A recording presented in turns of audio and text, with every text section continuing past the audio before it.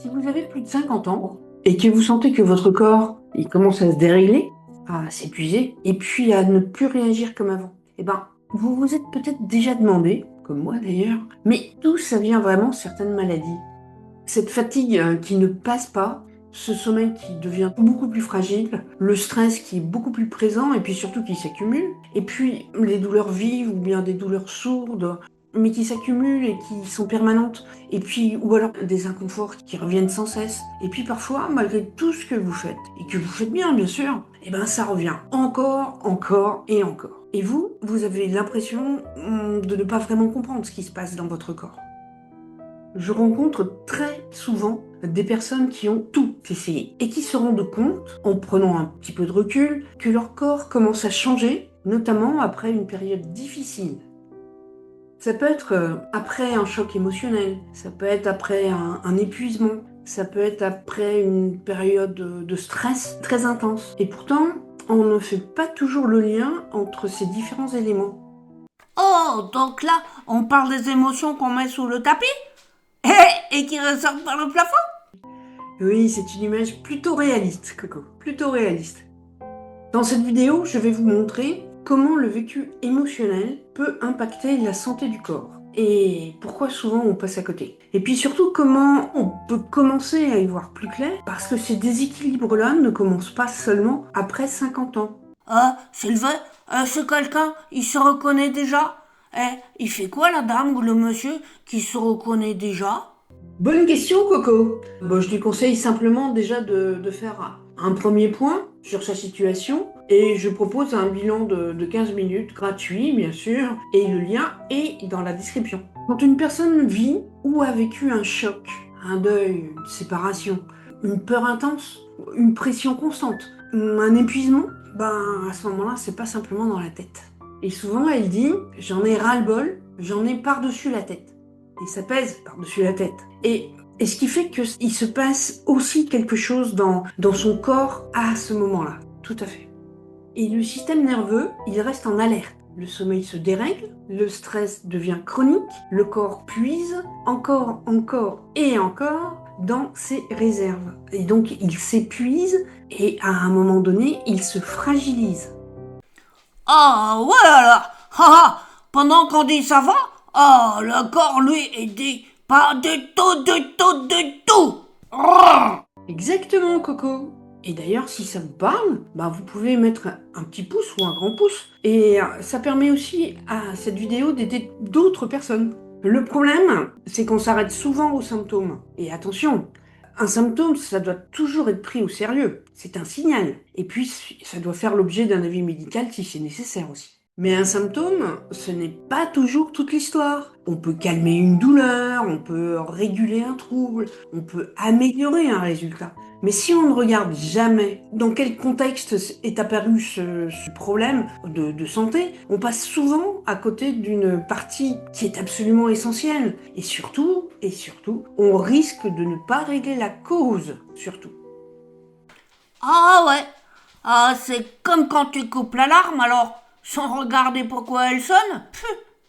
Ou quand tu mets un oreiller sur le réveil pour plus l'entendre.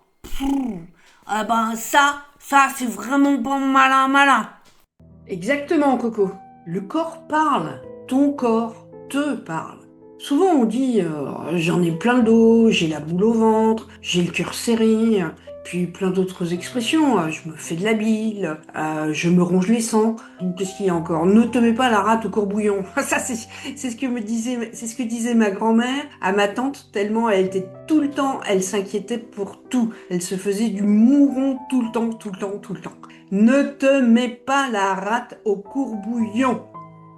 Et si justement, ce n'était pas juste des expressions. Moi, j'avais un ami qui était professeur de médecine qui m'a dit un jour, le corps est un coffre-fort où sont enfermés nos secrets, tous nos secrets, même les plus inconscients. Alors oui, ton corps te parle, mais rarement d'un seul coup, je te signale. Et il commence toujours doucement. La fatigue d'abord, le sommeil perturbé, la digestion, les tensions, les petites douleurs, le mal au dos, l'irritabilité, la perte d'énergie bien sûr.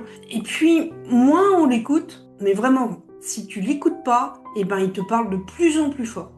Ouais, au début, c'est juste un petit message. Un SMS, quoi. Et après, c'est une alarme. Genre, dring, dring. Et après, c'est un concert de heavy metal à fond!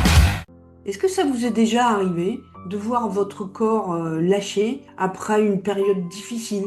Vous pouvez me le dire en commentaire si vous voulez. C'est aussi pour ça que le choix du médecin est un acte essentiel. Un bon médecin, ce n'est pas seulement quelqu'un qui connaît les symptômes, c'est quelqu'un qui vous écoute, qui vous demande depuis quand, dans quel contexte, qu'est-ce qui vous est arrivé dans votre vie.